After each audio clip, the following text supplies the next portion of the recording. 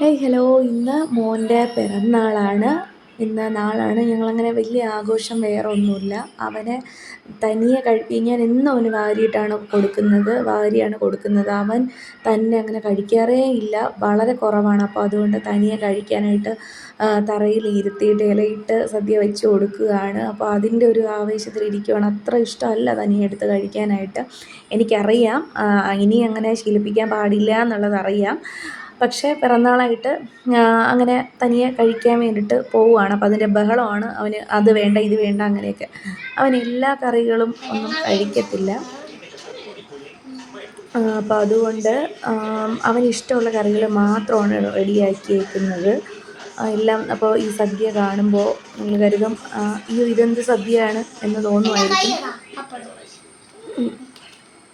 പക്ഷേ അവന് ഇഷ്ടമുള്ളത് മാത്രമേ വെച്ചിട്ടുള്ളൂ. ഈ ചോറ് നിങ്ങൾ കാണുമ്പോൾ തെറ്റിദ്ധരിക്കും, ഇതെല്ലാം വെറും പ്രഹസനമാണ്. ഇതിൻ്റെ ഒരു അംശം പോലും അവൻ കഴിക്കത്തില്ല.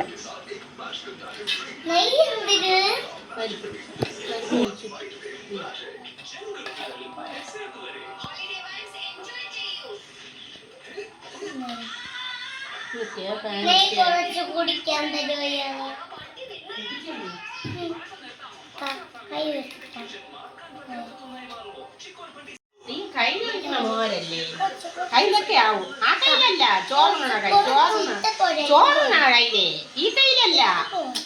എന്തായാലും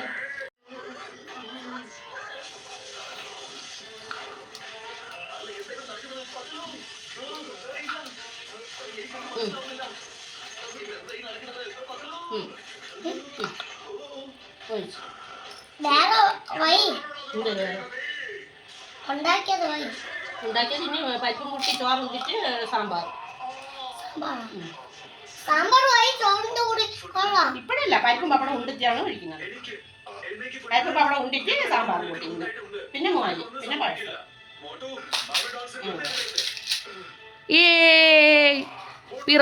പിറന്നാൾ ശിവയുടെ പിറന്നാൾ.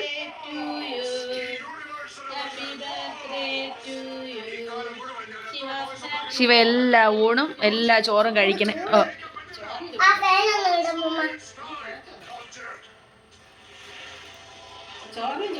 എല്ലാവരും ലൈക്ക് ചെയ്യുക. പറഞ്ഞോ, പിറന്നാളാണ് പറഞ്ഞോ ശിവയുടെ.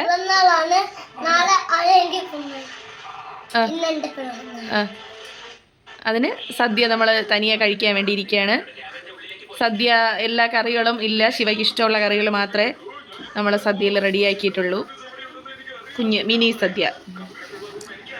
അങ്ങനെ ഇതിൻ്റെ ഒരു സന്തോഷത്തിന് വേണ്ടിയിട്ട് വെറുതെ എടുത്തു വെച്ചതാണ്. ഒരു പാൽപ്പായസവും ബോളിയും ഉണ്ടായിരുന്നു.